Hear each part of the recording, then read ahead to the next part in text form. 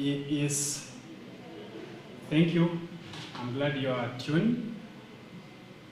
Today we are going to continue our lesson from where we ended last time. Remember, we started looking at the people of Africa, that is before the coming of the foreigners. So we looked at the Bantu. I hope you remember it very well. We learned about where they came from, their major occupation, what made them to leave their homeland, that is their cradle land, and we looked at where they chose to settle when they came to East Africa. So today we are going to have this as our second ethnic group, and we are going to name it two. Why? Because we have said the first one was the Bantu. So today we are going to look at another group of the ethnic groups that we call Nilotes. Now, in this group of the Nilotes, we are going to have three subgroups in this group. One, we shall have the group of the people we call River Lake Nilotes. River Lake Nilotes. We also give them another name, that is Nilotics. So you don't need to get confused when you see somewhere talking of River Lake Nilotes, and again you're like, again, but I've never heard of the Nilotes. I mean the Nilotics, these are the same people. Then we shall also be looking at what we call the plain Nilotes. The other ones with River Lake Nilotes. Then we have the plain Nilotes that we also call Nilohamites. Then lastly, we shall be having the highland Nilotes. Highland. We shall understand it, why we call them highland Nilotes. So, we are going to look at these subgroups one by one, and first we are beginning with the River Lake Nilotes. We have said another name for River Lake Nilotes is Nilotics. So, we have to begin. What do we mean by the word Nilotics? We should be able to get that. What do we mean by Nilotics? So, the word Nilotics means people who moved along the Nile Valley. We are looking at people who lived along the Nile Valley.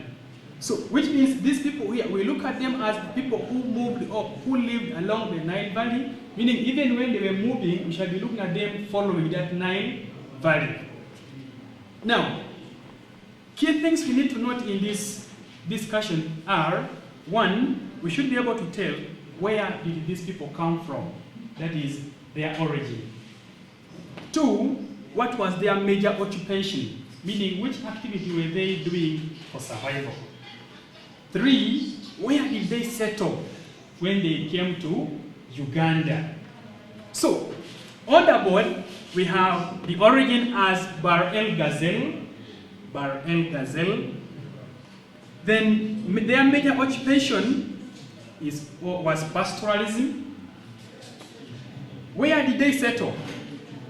They settled in what we call Ubungo. Now, we are going to look at this map. The map here is going to guide us to tell exactly the movement of these people that we call the River Lake Nilotes. Remember, we have said they are also called Nilotics. Now, if this is, we have the Nile flowing from Victoria, this one we know it. The Nile flows up to Lake Choga. You expect to find Lake Choga here. This is now Lake Choga. The Nile continues up to Lake Albert. Then it flows northwards as it continues outside Uganda. Which means we are looking at these people, we say they came from Bahr el Ghazal in South Sudan. Meaning they moved like this.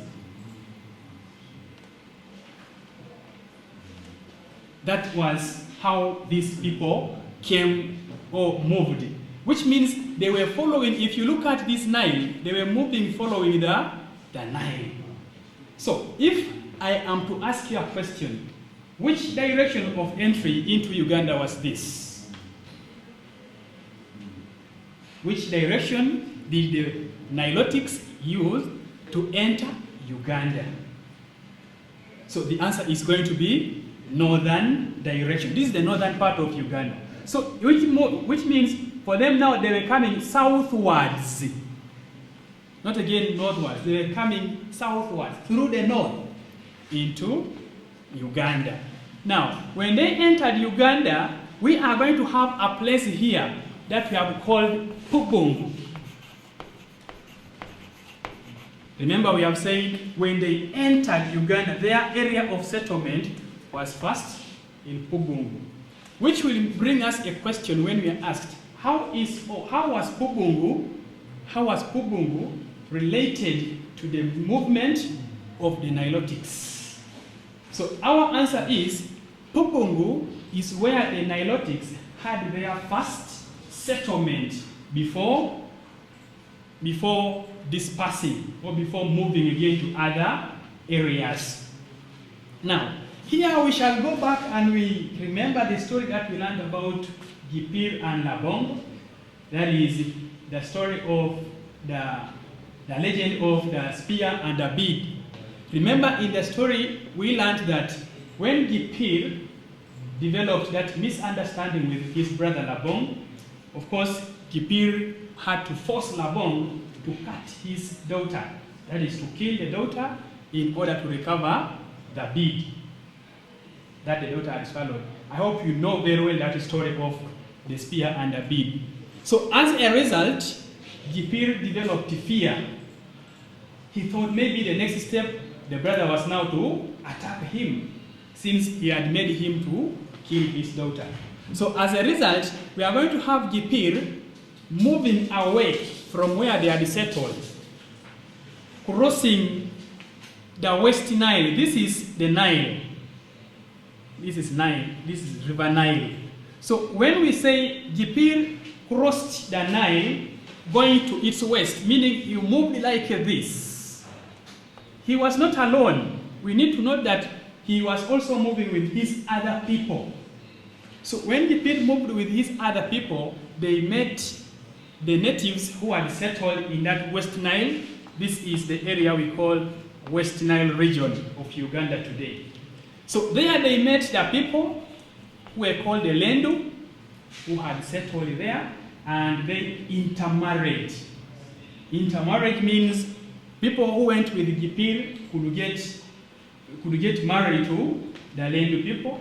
Maybe the men, or maybe Gipir's men could get wives from the Lendu, and also the Lendu getting from this side of Gipir. So that is what we call intermarriage. And as a result of that intermarriage, they were able to give rise to a new group of people that we call the Alur.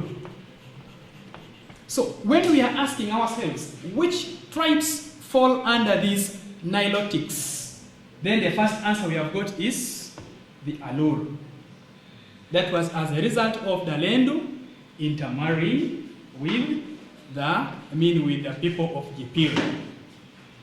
So we have already here the tribes under the Nilotics. We have already got the Alur.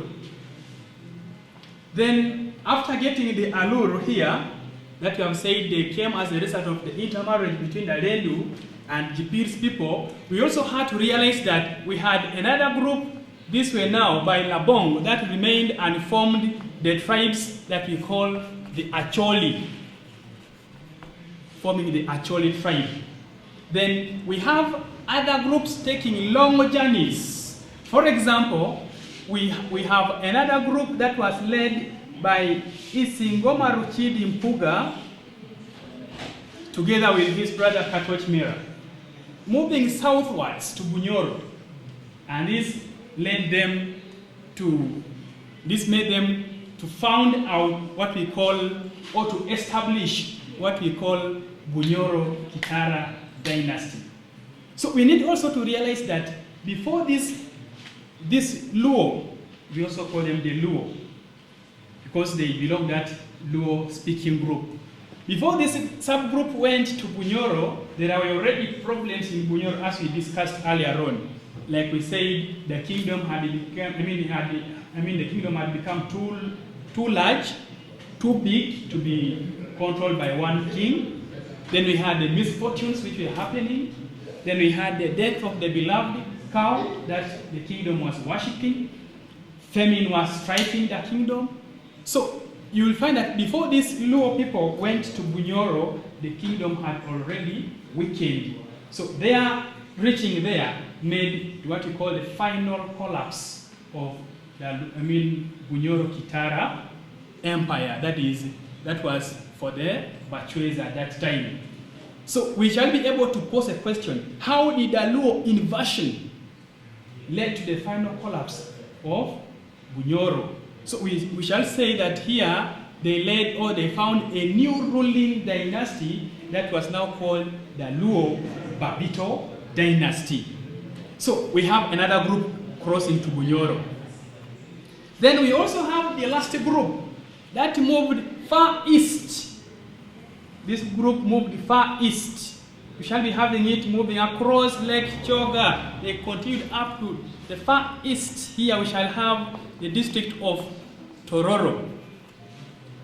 Tororo district. That's now where we shall be getting the people that we call the Jopadola, which means we have another group that belongs to the Nilotics, the Jopadola. Then from here we shall have another group crossing. We shall have this group splitting into three.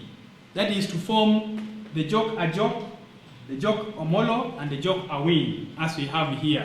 So we have here Jok Ajok, Jok Ajok, Jok. This is Jok Ajok, Jok Awin. Then we shall have the third one as Jok Molo. So these other ones now are the ones now we find in Kenya. They crossed from Toro, they continued and entered Kenya.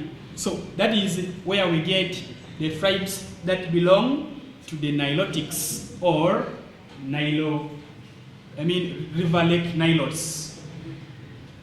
Then the other second group that we are going to look at is the group of the Plain Nilotes.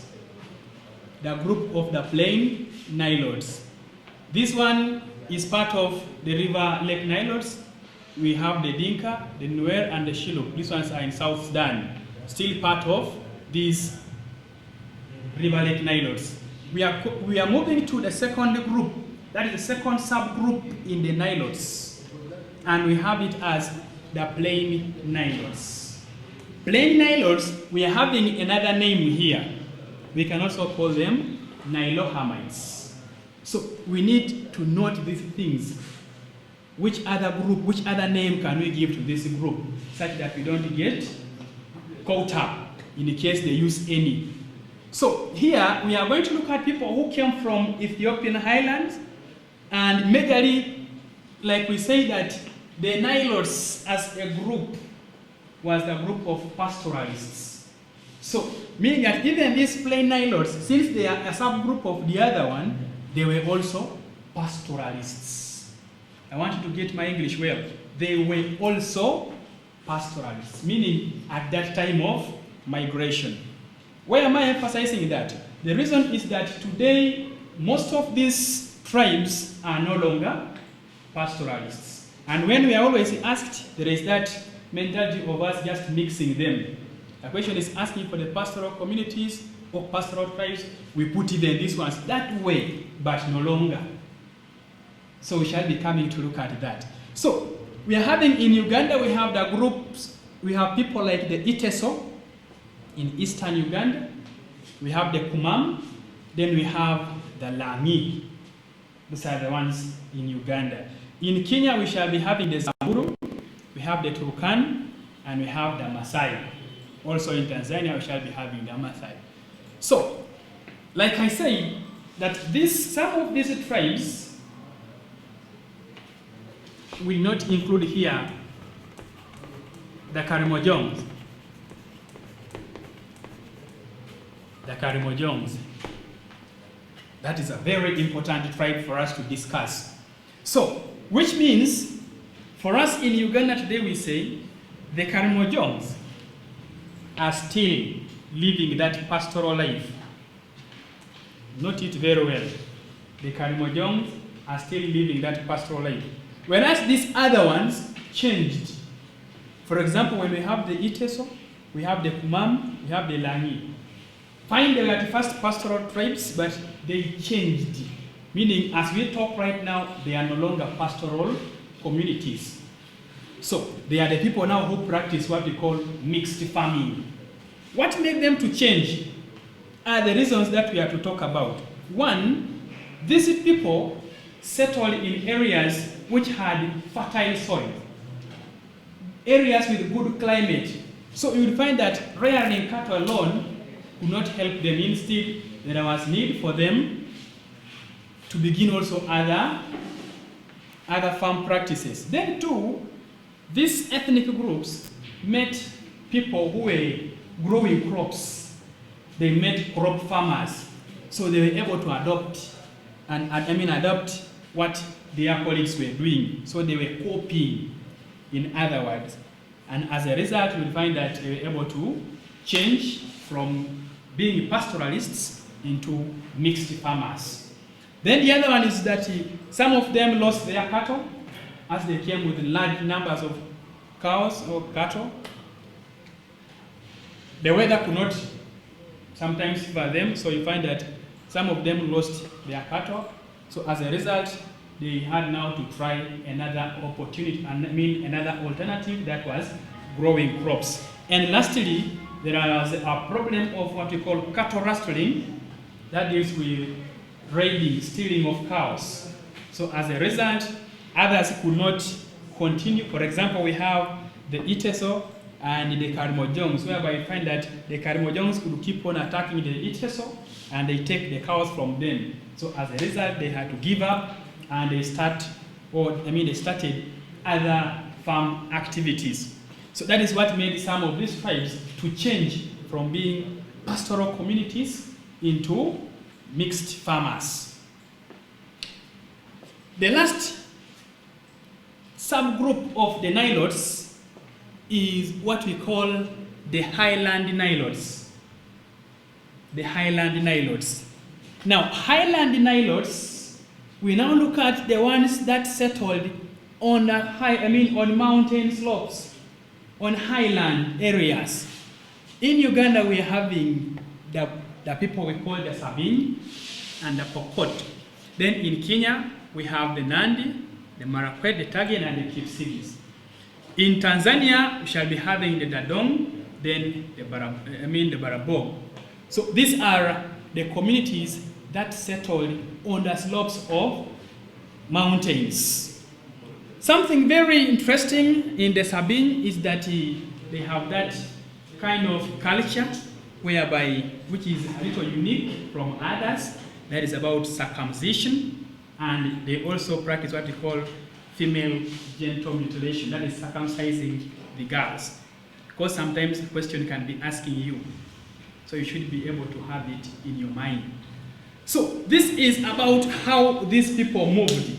We are looking at the Nilotes moving from their areas into Uganda. And the next thing we are going to discuss right now is what must have made them to leave their cradleland. What do you think made them to leave their homeland and they came to Uganda, or they moved to other parts of Africa? So we are going to reasons for the migration.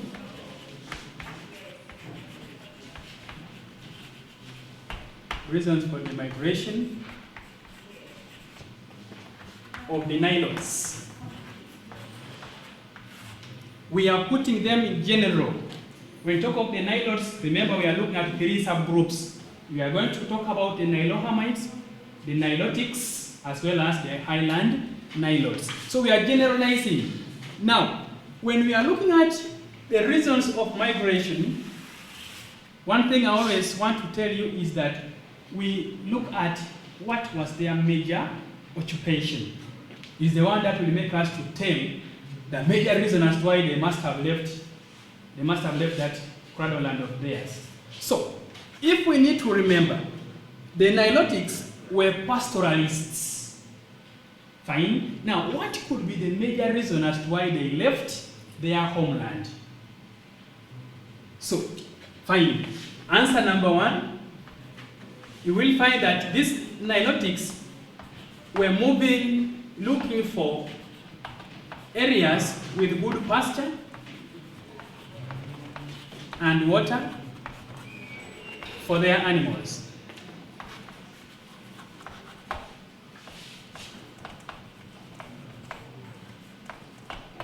They were moving, looking for areas with water and pasture for their animals.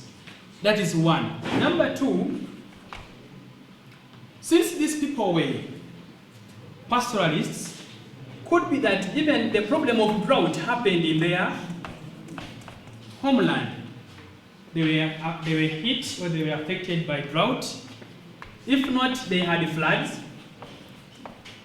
attacking them. Then we have these wars that always arise in communities. By then it was very common, a community attacking a fellow community, or sometimes just people within the same community fighting themselves. That is now what we call an internal conflict. So could be both